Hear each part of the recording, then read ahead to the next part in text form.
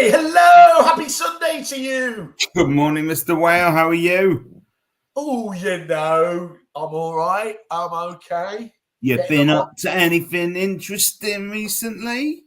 I've had a bit on, actually, Mintzy, which we're going to talk about, aren't we? But as well as winning the league, of course, I'm there today to see Arsenal give us the, the Guard of Honour, so that's lovely. Lovely. Is that a football thing? It is a football thing, aren't you?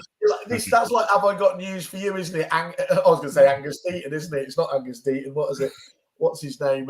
Obviously pays no attention to football whatsoever. Well, it's an interesting segue because the home of British football is undoubtedly Wembley Stadium, London. There you go. Look at that. Well done. And what's happening there, Mincy? What's happening there? Well, it sounds like have I even told you? Well, no, I actually read it on social media. So let's talk. What did you say to me, Mincy, about the RAN conference? Sorry, you have to put the fantastic RAN conference. What did you say to me? Your exact words? You mad bastard. You are a mad bastard, Whaley. And I said to you that again this week, you're a mad bastard because you were attempting to pull off something that you haven't done before, which I think is my first Paxman-esque question to you. You're arranging a property conference in July in Wembley. Yep. It's not going to be a small conference. There are some major names associated with it. There's going to be lots of agents there, and you're going to tell us a little bit about it. But if I were to ask you a difficult question, what gives you the right to put on a property conference? So where does Kerfuffle fit in to the conference scene? Because you've got your two bodies, you've got your official award ceremonies, you've got the ones that are there for special interests. Yeah. Where is Kerfuffle on the map? Well, I wish you teamed me up with this in advance. I mean, this is I told you I'm going to ask you some difficult questions. By the way, that question wasn't from me. It's from this one came in from a guy called Jason Lee. I think it just must be a coincidence. Was it what gives you the effing right to do? Well, I tell you what. Let's say what this isn't about. This isn't about, obviously. Look, you and me both absolutely love conferences, and this isn't us about having a pop and saying that the existing conferences, that there's anything wrong with them at all. I think this is, for the best part of 3 decades, and indeed whatever success I've had, I think can be put down to conferences. That ability to connect with people, getting the FaceTime and building those relationships from there, the thought leadership that you get from it, I think is absolutely critical, and everything else. I just think we know we've got a slightly different edge, haven't we? I don't think there's anyone, if we're talking about what I think we do well, I don't think there's many companies out there that have as good a balance of connections on both the agency side and on the supplier side of things. And I think that's quite important. The reason you and I got together, and you've always been voice of the agent, and I've been voice of the supplier, is because we do want to have that kind of that contrast, but also that ability and recognition that obviously the two work well and obviously far better together, don't we? So I think that's the main thing. I think that's the first one. So look, we have got Jason. I mean, obviously that Property Mark one is going to just be absolutely awesome. But what I love about what we're doing is with the Kerfuffle conference now going to be in the summer each year, and the RAN one at the end of the year. For me, it fits a perfect kind of model around it. It gives both agents and suppliers that ability at a midpoint in the year in July to look at the rest of the year. So how do we close out 2025 in the best possible way with thought leaderships and tools to help you? The RAN conference traditionally at the end of the year sets you up for obviously 2026. And that's what I think will work really, really well in terms of us obviously us taking that forwards. Okay, other FAQs, which I have to ask you, high on the list, you won't be surprised, is if Kerfuffle, who are known for putting agents with suppliers, are arranging a conference, is this just an excuse to get agents into one room so that suppliers can effectively sell to them all day? No, and it's a really good point, though, isn't it, David? It's not. This isn't going to be an expo. I mean, I do think there's. I do think there's space. This is on a separate point. I think there is space in the diary and indeed the niche for an actual expo itself, where people purely turn up to and they know what they're getting. Getting there. But that's an absolute aside.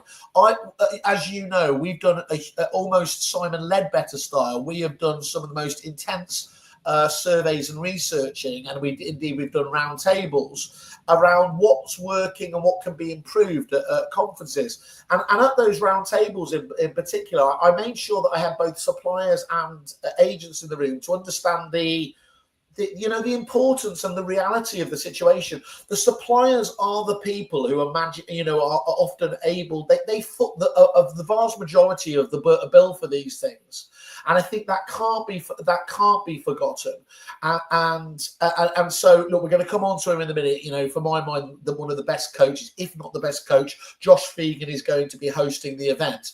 The reason we can put on people like him, and the reason that most of the agents will be able to get their teams into that room at such a low fee, is because these suppliers have put their hands in the pocket. So that's one element. I'm not going to have too many people having too much of a pop, but I accept entirely that the last thing that agents want to do is, you go on the day, and Josh talks even faster than us, doesn't he? 1,000,000 miles an hour, takeaway. You get that break, that precious break, and you want to digest and talk to your teammates. You don't always want to obviously just go out there and have demo after demo after demo. So what we're about here is about obviously making sure that we have got the best suppliers in the room, and that you go and see them. And Kerfuffle has always been about identifying agents' issues, hasn't it, David? So we do the 50 supplier reviews each month, where we look at what issues they have. So we're going to be trying to understand from the agents who are attending in advance, what are their problems, and just saying to them, look, these suppliers can help you with these issues going forwards. And ideally, actually being able to catch up with that supplier before or after the event, even better, because the supplier won't care as long as you're seeing them on that basis. I think that's interesting. It gives me a good sort of segue into the next bit, really, because I was going to tell you I'm relatively speaking in my career a latecomer to property industry events, and I think until you publicly humiliated me at Agents Giving in 2018, I don't think I'd ever been to one. But one of the very first ones I did go to, which was interesting, and the reason I went to it was a bit of a traveling roadshow. I don't know if you remember when Nighty did his with Josh Phegan. Actually, there was supplier roundtables, but there was also Josh Phegan at the Lowry Hotel, I think it was in Manchester. Do you remember that? Yeah. And I loved that event, but I think I loved it so much because I liked Josh. I liked his high power style of delivery, and I don't think the good thing about Josh is that he doesn't leave you anywhere to hide.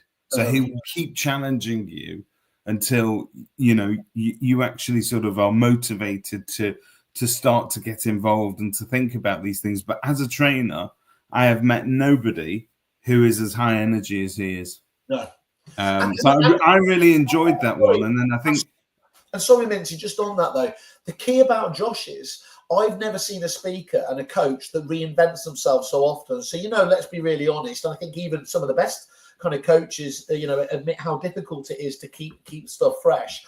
Josh does that at a level and frequency that just can't be compared out there. And I think that's an amazing takeaway, isn't it? And I think takeaway is a key phrase here, because we've spoke about this. One of the main objections to doing, we asked people again why they couldn't attend more conferences or bring enough of their teams. Two elements was obviously the cost element by far the top, and then the time point of view. And so there is a perception that if it is just a jolly, there's that almost that guilt from being out of the office. So you have to have somebody like Josh, and all of our speakers and the many guides and ebooks that we're going to be doing are based around making sure that whatever your position in the business, you are going to have tangible takeaways so that you can obviously go away from that conference and put some of those into action and genuinely come away and thinking, that has delivered for us. That's what my aim and gift. And I think we did it at quite a good level at the RAN conference. I think obviously the feedback was fantastic there. We pulled that very much out of the hat. The net promoter scores told us, pretty much, what was it, 89 for the suppliers and 94 for the agents. So they liked it, didn't they? We did have a slightly different slant on stuff. It is different. So there are different types of conferences, aren't there, in terms of what we're beginning to see. And I think it's fair to say there was a discussion that was ongoing during COVID. And I remember, I think I remember Property Academy being quite, I don't want to say nervous about it, but they were looking at it in every aspect as to whether or not COVID would kill conferences out altogether.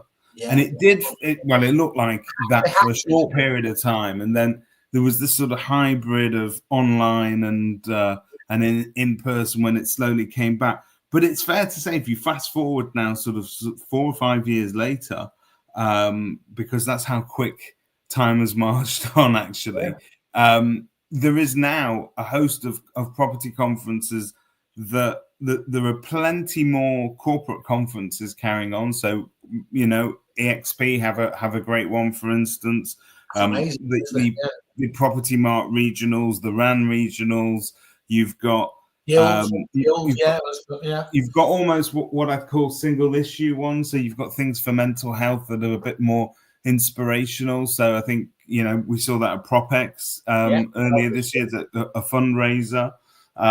You've got Women in Estate Agency, again, a completely different flavor.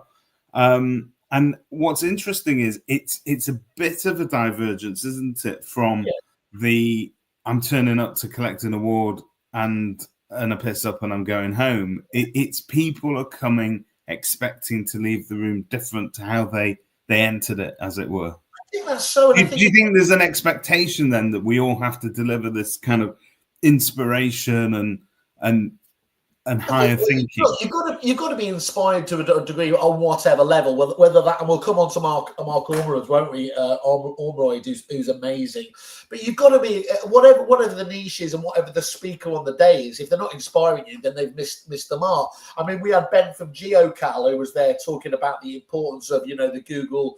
The Google optimization and everything else in the area he does, and he blew people away. And I think what most people said is 99% of them didn't have a Scooby-Doo about the importance of appearing in that in the Google map element on a Google search. So I think you've got to rely on us that we are going to be tuned in enough that we're talking to people. Simon Gates, obviously has agreed to turn up and give us his latest hands-on advice. So we're going to have a good mix of those ones there. But I think, going back to what you were talking about before, it really is just a case of, isn't it? Is for each of these different ones, are they delivering something different? So Women in the Estate Agency is a classic one. The tales and stories that you get there, the massive speakers that you get at EA Masters and you get at Property Mart 1 and the Negotiator, those ones are all critical there. But, I keep coming back to it. Josh Phegan, obviously, from our point of view, this is his only public, attendance of the year that you can appear to. I don't believe, unless these events are literally back to back with each other, that you had or should have to pick and choose.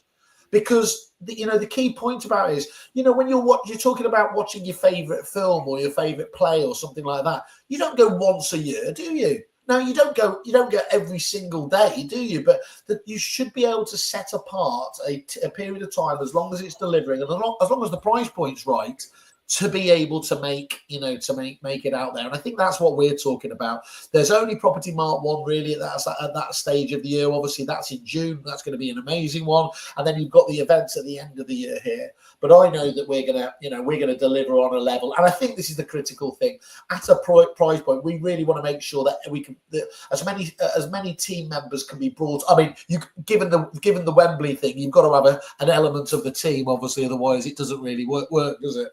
Yeah, well, that was one of the first questions we got. Did you book Wembley Stadium just so you could make puns about pitches I and did, Teams.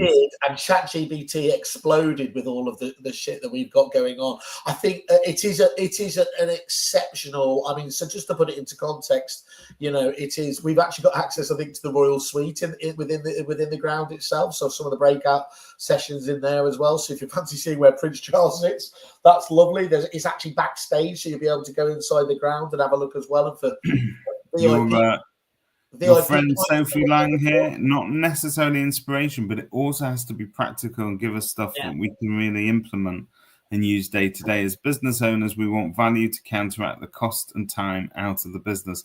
And I suppose, Sophie, then, as business owners who are thinking of bringing their team members, you want the sort of more junior members of your team to be able to leave the room with something as well, because it's fair to say a lot of these conferences are pitched at the decision makers, at the business owners, and if the negs or the other people in the business go along, it's because that they're there to maybe collect an award or two.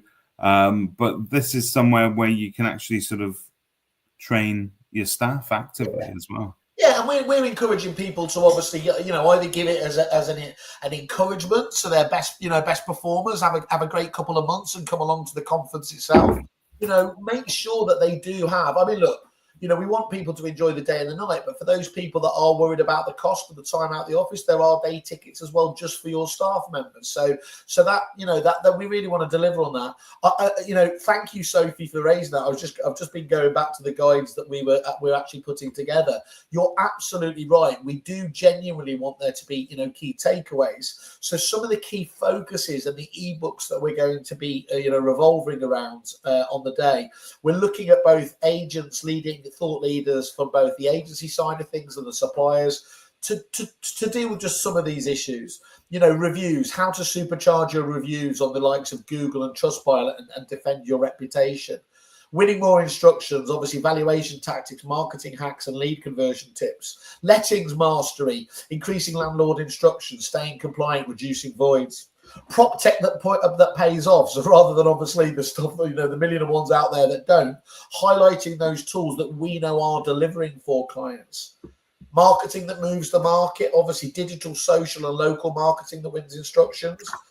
And then it's not all about tech, of course. So people power, the recruitment, the training, the culture, leadership advice, obviously from agency owners so they can give feedback. I mean, there's a whole host of different things there just to give you a flavour about it. And of course, it wouldn't be a conference without us showing and highlighting the pitfalls and the upside of where our AI is up to as well. But so yes, absolutely, Sophie. We want to make sure that enjoy the day, but afterwards you haven't left that book on the side there. You will have access to all of these different assets to use. Well, Sophie's just commented on a couple of things that we said, so let's just bring that up.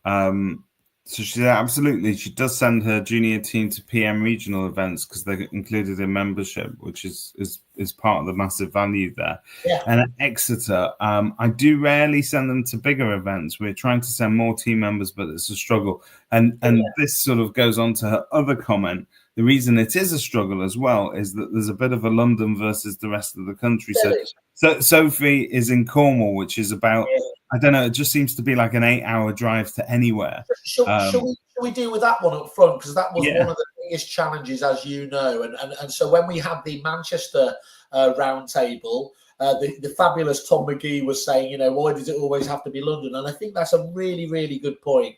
We have seen from conferences that have been done in the north before, because obviously me being a chippy northerner always says, why does it always have to be London? What you actually see is when they try to do the biggest events, you just don't get the footfall. And that's just down to the realities of what we've got in this country. People up in Newcastle, when they're coming down to an event down in Leeds or Manchester, it actually takes them longer than it takes to get, down to London itself. Some people want to have that London day, and the conference facilities are honestly, well, you haven't got anywhere like Wembley, have you, to be able to compare to anywhere else. So I think that actually, we were talking about the Academy and EA Masters. They are doing those wonderful road shows. You've got RAN, you've got obviously Property Mark that does those regional ones that I think fits that role well. What we've tried to do, and as I said, I absolutely take on board the cost point aboard, because it's not just the cost of the ticket, it's getting there, as you just highlighted, and if you want to keep them over the hotels. But, that team ticket that we're doing with the early bird for the rest of May, for 5 members of your team, you can bring them along for £1,000.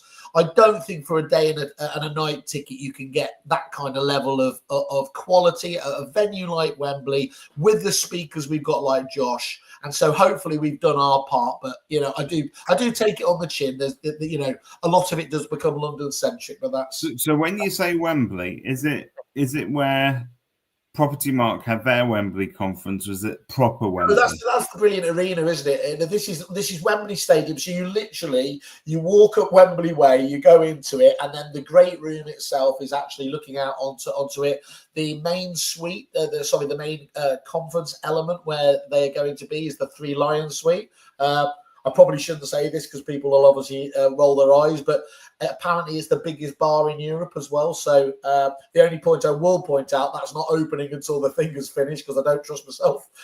And then the night bash is going to be exceptional. I mean, we're obviously going to always put that on, but that's going to rock on late into the night. And of course, we haven't even touched on it there. That's where we're going to be celebrating with the comedian, and obviously with the rest of the rest of the bash, the awards that obviously that we're quite excited about, obviously for both the agents and the suppliers. So you mentioned that conferences for you professionally as a supplier were always a highlight. Are you talking in terms of because you found the awards give you better marketing leverage, or is it networking? Were you able to get demos out of it? Like, what's the ROI on a? The ROI is a really difficult one, obviously, and especially with some of these the conferences. Obviously, again, the cost point comes in there. Sometimes it can be a challenge to get an ROI out, but again, what we're really keen to do, especially with the way that we're doing discounts for suppliers who get involved in both the summer one and the end of year one with RAM, is we're trying to turn it away from being just about getting your ROI on the day. So the reason we bought that Unisu platform, as you know, is Unisu has this fantastic events platform, digital platform, so that we're going to make sure that actually all of the content will be able to be available for those that attend afterwards. So if you miss one session, if you want to see a supplier and learn more about it, you're going to have access to that free of charge after the event itself. And I think that really starts to tie the whole thing together for me in terms of, again, rather than it just be a one-hit wonder. Very interesting. Should we talk about the awards? Because I think that point about the suppliers, as you know, we've obviously it's going to be the Kerfuffle Awards, and they are going to be, for the suppliers, it's going to be trusted by agents. And I think this is the critical thing here, isn't it? This is looking at all of the reviews that go on, obviously, on the platforms that we can measure. So the likes of obviously Kerfuffle as obviously we're going to be obviously proud of that as the B2B review platform, but also looking at sites like Google and Trustpilot, these absolute powerhouse sites. Why would we ever, want to ignore those kind of ones? But from the supplier's point of view as well, what we're going to encourage those guys to do is give us your case studies. So, don't tell us you're funny, and don't give us the old, you only need one more instruction to pay for this. Give us 3 KPIs or more about the agents that you're delivering for, what those key measures of success that are doing there, and what could then be a better advert for your business and for a reason for the agents to turn up to it. So I think that's really, really exciting. I think that's right. I think that if you're going to get an award, and no disrespect to some of the other kind of award ceremonies, because everybody has their own kind of way of assessing it. Some of it's panel driven, some of it is peer reviews, some of it's but I think if you want to, let's face it, everybody sees an award as validation of the service that they provide, whether you're an agent or a supplier. But you also want to be able to market that in a way. And to say that you've won an award awarded to you by, on kind of random grounds, but by a panel at a distance is one thing.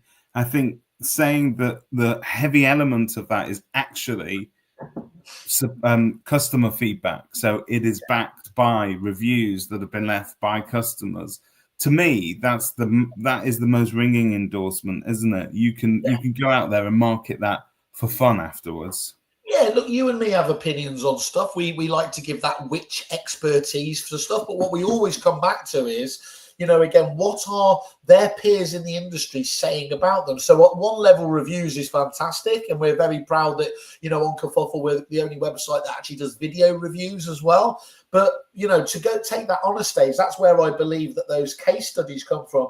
And as you know, we also have the dashboards that give us net promoter score metrics as well. So we know we have the greatest source of data about who's hot and who's not in this industry. And this is our ability to bring it to the fore, isn't it? And that's why we want to get it as involved as we possibly can do with people.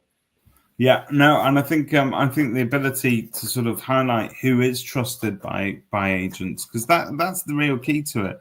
When we're sort of recommending tech and services to agents in the sessions that we do, it's not based on the fact that we happen to like the supplier or we think, what we think of the product necessarily. It's mostly what other agents are saying and thinking about it.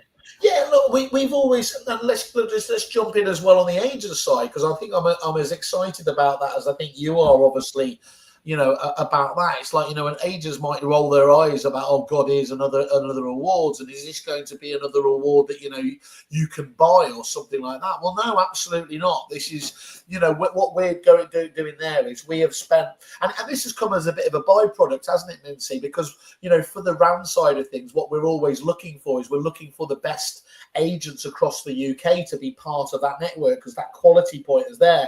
And what we've discovered is using all of these, what do we identify? There's over 75 million data points from the 60 sources that we've been able to source from looking at that, but then contrasting that again on the agent side of things with all of those the reviews that they get from Google and the other platforms like Trustpilot and things like that.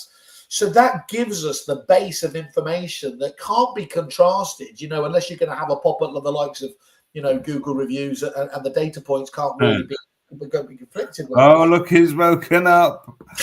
He's smelt an award. He's come out of his hole. So I think the key thing is, isn't it? So these, we're launching the Trusted Agent Awards at this bash.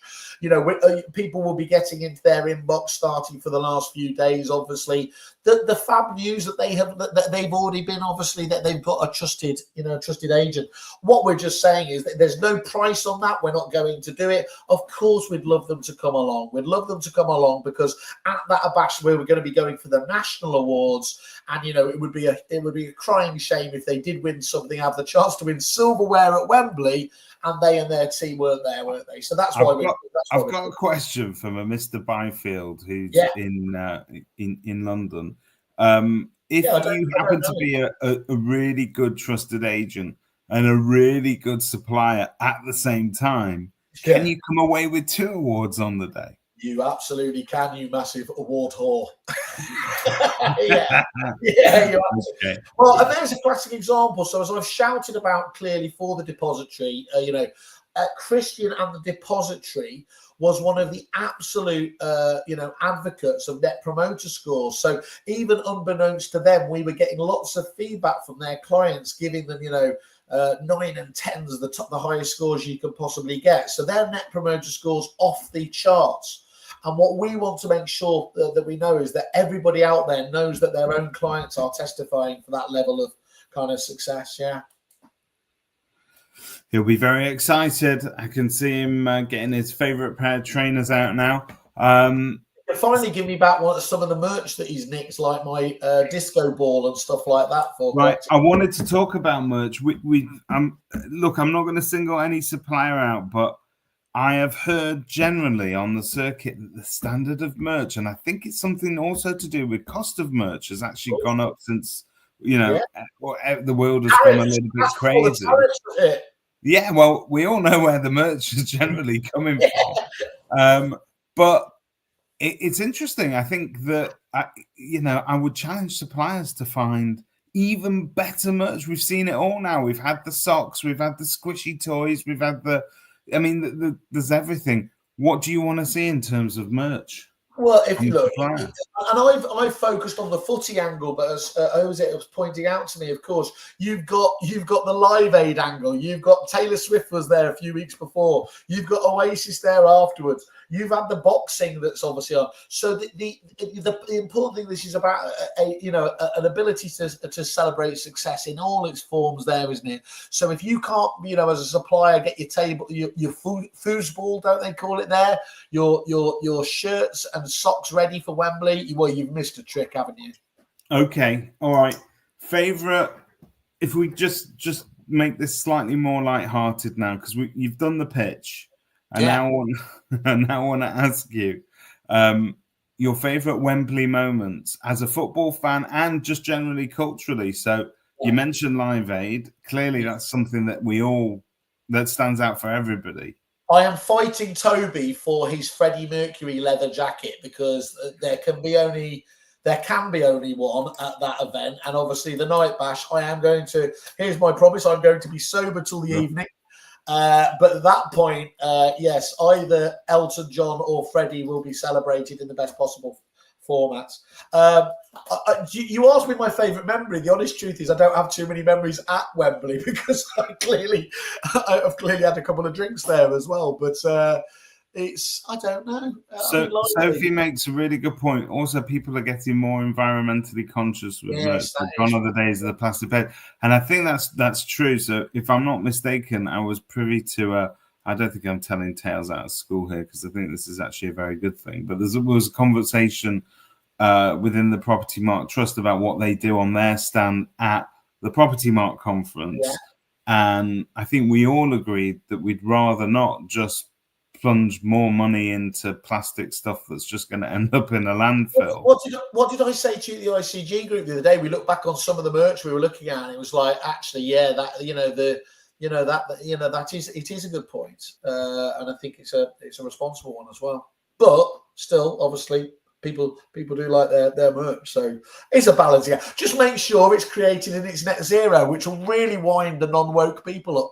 But I saw what is interesting. What is on the rise is some family-friendly merch. So there's saw little teddy bears. I saw stuff aimed at kids, if you like, stuff that you can take home to the kids, and they'll be quite happy to have it. And also pet-related merch. So bags of treats for dogs and cats and whatnot.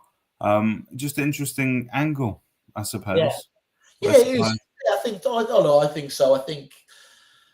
Look, people know and understand. I think that should be some feedback we do give to suppliers going forwards, isn't it? It's a good idea, to be honest, is to start having to making a bit more paying a bit more attention to it. Mintzy, can I just give a bit? You mentioned inspiration there. Can I talk about somebody who's going to be at the event itself, Mark Ormrod? So that might not be a name that resonates with people, but as ever, the things that I say come back to haunt me. So I was lucky enough to be invited along as a panelist to the LSL conference, which was fantastic. And I think I was talking to a few of the LSL guys beforehand in the morning. And it's like, here we go. I wonder who's going to be the inspirational speaker. And every one of these events has one of those, don't they? And I never really mind that. But then it always comes back to and this is how it relates to your property management department. It's like, what? What's Mo Farah got to do with that? So, as again, I could see people looking at me when Mark Ormrod walked onto the stage there. And for people who don't know it, he was a Marine. And in 2007, he was hit by an IED. And he's the only surviving triple amputee who survived on the battlefield. And his story of inspiration was just so good, because people who are talking about having a bad week or anything else. If that happened to anybody else in the world, you would be full of resentment, wouldn't you? You'd be full of absolute bile and everything else. And the fella, the way he has come out of this. So he went on to do the Invictus Games, obviously the biggest ones there. Absolute smashed them. He is without doubt probably one of the most iconic speakers that I've seen on that front. And I think you probably do you know Steve Thompson from Thomas Morris? He was there as well, and he said. Yeah, he just said, "Oh, I can say he was one of the best speakers he's absolutely seen." So, because it's interesting you say that, because sometimes some of these inspirational speakers have got a great story, but they just don't make very good speakers in their own right, because it's not their thing. They've not practiced it. Whereas some of them are so passionate and they happen to be a good speaker as well at the same time. Yeah, I think that's more impactful, isn't it? Yeah, it is. So look, you've got to have the right balance, isn't it? It's about getting all of that. So you've got to have your industry takeaways, your out of industry kind of stuff as well. And look, hopefully we know we've got the ingredient and the balance right there. So I think that's said. The other thing we're going to obviously want to be doing to try and encourage the suppliers to do is, one of the biggest bits of feedback was that the deals that they do on the day, they always feel a bit like a DFS deal. So we're encouraging those suppliers to genuinely come up with something special, at least for some of those people, to make sure that they do have a real takeaway and reason to see them on the course of the afternoon. I think there's going to be some. I think some people are launching products as well at the event, and there will be some more announcements, which is always exciting. They may even reintroduce material information at some point between now and then. What do you make of that? It's one of those times when you read that kind of like shock headline in the press, almost like as breaking news that they're going to make these sort of changes. I felt a little bit betrayed again, almost in the same way that I did at Do you remember during COVID, they suddenly Robert Jenrick made this announcement that estate agents would be sent back to work without any guidance, without any kind of further, well, this is what you have to do, this is what you can't do. I felt a little twinge of that again this week. I started to twitch again, because how can it be that you announce such a major change without prepping the marketplace? It's crazy. It's all this rhetoric and talk about being involved with the industry and that they're stakeholders and everything else, and then just going off half cocked, isn't it? It's the sort. Well, look, it doesn't fill you full of confidence. It's like what was the bullshit? How many housing ministers did we have over the last Lots rule as well? So it's try and at least give a little bit of belief that things are going to get better. Yeah, definitely. I think we go through more housing ministers than we've had quite a few of them, and none of them particularly amazing when it comes down to the focus that they've put in. Sat there in the middle of all that with the last lot, you had bloody Kevin Hollingrake, who obviously knows it. He's one of the he doesn't play for my side, as they famously said, but knows it better than anybody else. It's like, why would you not have just had him involved and doing the right stuff? So anyway, that's we can whinge about that endlessly. Yeah. Other property news. So you've been out quite a bit. You've been seeing people. You went to the ICG conference this week. To give us your highlights of your week. What have you heard? What's the news on the grapevine? What do you think of the current trends in the space? I'm not really sure. I mean, it's all very fast moving, isn't it? I mean, it was. Look, again, that AI panel was interesting, wasn't it? I thought that was really, really good. Listening to Ben and Ian White talking about it there. Ben from Starbury, obviously, highlighting that. It's just changing so quickly. And Mal McCallion was talking about some of those tools that were coming along. I'm sure he'll be at the conference in some format as well to tap into. So it's very... that's very fluid, as they say, isn't it? And we were talking about the stuff, just because the technology can do stuff, should you do it anyway? So, around, just because you can send 1 billion emails or do outbound phone calls with AI, does that give you the reason? So we're going to do our own kind of test on that just to see how. Oh, yeah, no, that does worry me, because that's a question you asked me once, if we thought that, AI kind of auto dialers, and if you go back to the old days of it done really sort of badly, where you get that recorded voice when you pick up your phone, hello, you may have, and they have this kind of weird pause to allow you to say hello. So, but here's the thing: it is moving so quickly, and as I said, I had my eyes, my head turned rather from a couple of the different solutions I've seen in that environment. And actually, I think as long as you're not trying to pretend that it's a human being, and it's like like so many of the chatbots, the ones that do it terribly make you want to throw your laptop out of the window, don't you? The ones that do it well, I prefer to deal with a chatbot. Do you know what I mean? Rather than actually waste time, as it were, on a phone call. So I think that's an interesting one. So we're going to be doing it as genuinely as a pilot to get kind of feedback from people as to where it works and where it doesn't. It's but I think we all accept that the capability of AI actually goes far beyond the sort of minor applications we're making of it at the moment. So everybody's kind of adopted it here and there. We've got a lot of content stuff out of it, but really, I think we've just started to scratch the surface. So I had a really interesting chat with my old mob at Repeat the other day about, obviously it's been a little bit quiet on the front there. They put a bit of AI into it, but I was talking to the guys there, and they've got some really, really exciting sort of AI projects in the background as well. So I think, you are going to see this stuff now coming to the fore. And I think, as I've been making the point, is it's not going to be about the, if you like, the glitzy bit, the marketing side of things. The next elements of AI are going to be around automation and delivering genuine efficiency, and especially on the letting side of things, where there's so many different repetitive kind of elements to it. The Money Penny team, we saw Lauren and Joel again there the other day. They've got an AI project on the go there. So it's a case of bringing all that together, isn't it? And look, have you been on one of our supplier reviews, one of our MOTs recently, where the agent didn't say to you what's going on with them? With AI always comes up to it. Yeah, always there. Well, it's interesting, because that's kind of been all over the news, and it won't stop us from using AI, nor do I think it should, but I think we need to find ways of getting around it.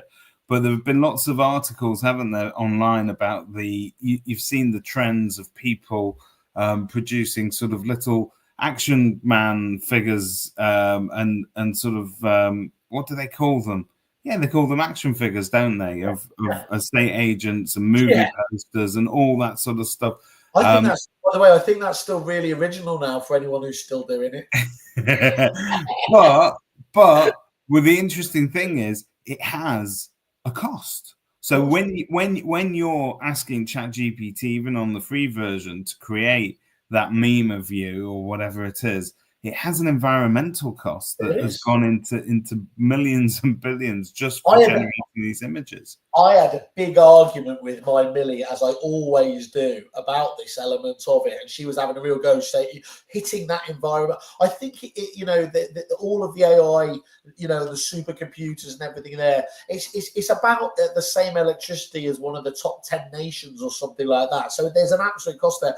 I did point out, however, to Millie, who spends 19 hours a day on her PlayStation, that they get, that industry in itself generates far more than that. So yeah, of course, it's like these people that pretend there aren't going to be downsides to the AI revolution. That's lunacy. There's definitely going to be disruption, but the genie's out the bottle, and it's about how many more opportunities, and there will definitely be far more opportunities going forwards once we get through this kind of early stage, because it is a bit Wild West at the moment, isn't it? So you met up with those suppliers, you met up with the agents in Manchester for that roundtable that you did. What else came out of that roundtable in terms of what people want to see, or concerns? Because I think suppliers and agents have different concerns, but I think that Venn diagram then sort of overlaps, doesn't it, in the middle? Interestingly enough. I think that one of the things, again, not to make this an advert for ourselves, but there was 20 agents in that room. Sorry, there were 20 suppliers in that room. And we were doing this kind of speed dating where you go from table to table that works really well, that we'll be, again, probably doing at the conference.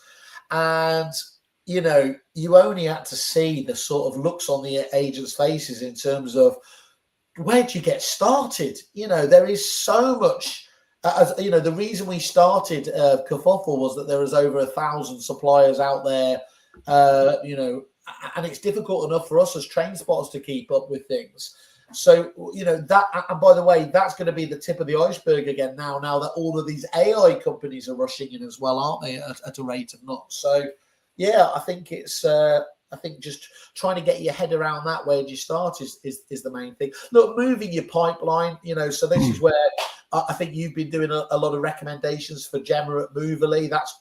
They seem to be a really, really interesting proposition, don't they? That's delivering. I think just to sort of kickstart things as well. So I think there's a conversation about how we onboard people and how we kind of then put them into that process anyway. And it's not just about it looking pretty. There's some very practical ramifications, and as Sophie commented earlier, consumer protection is still there, and so obviously material information in some form or another is it has to be provided, and I think we're just waiting to find out exactly what that is. But there are some companies out there allowing agents to do it seamlessly, so it doesn't seem like an absolutely sort of like a burdensome bit of compliance that you have to awkwardly wheel out. You actually integrate it into your onboarding process. You don't have to do this for yourself. Again, you know, I'm talking to Nathan Emerson. They obviously support people through both the suppliers, obviously with reach and everything else there. They have a really good long-term vision. We're talking about how we can collaborate going forward. You know, our view, it's been to let's talk to everyone, because those conversations, that networking, but more often than not leads to opportunities than if we all stay in our different silos. Hey, Christian said, environmental concerns are about pivots. There are several huge projects underway, such as Tromso, where they are harnessing server heat to generate heating and hot water to housing and convert excess to energy. Isn't that? That'll show you the scale. Who would have thought that a Viking would go net zero? That didn't really work, did it? Megan saying that Moverly has been a game changer for them only a week. And it's interesting because I think Megan commented earlier as well on Friday that with the changes to material information, they still feel really confident with the process that they've got in there, because there's a clear structure to it. And I think that will keep giving as that story sort of unwinds and we find out exactly what the new standards look like. It'll likely be the same, just in a different order or something like that. Absolutely. Well, matey, I'm gonna have to get off because I've got a certain celebration to go to. But thank you for your time today, and thanks for everybody, obviously, as ever, commenting. My absolute pleasure. It's nice to see everybody. Buy a ticket to Wembley. What can I say? Yeah, absolutely. Get in contact with us. And if you've got really deep pockets and you want to do something good for charity, donate to the Property Mark Trust Agents Giving Dragon Boat fundraiser. The link's there at the bottom. Whaley will be donating later today. He doesn't know that, but I've got his credit card. Lovely. Okay, that'll be cancelled now. But yes, no, it's a good cause, so we'll do that. Yeah. Okay. All right, guys. Thank you very much. Have a good one.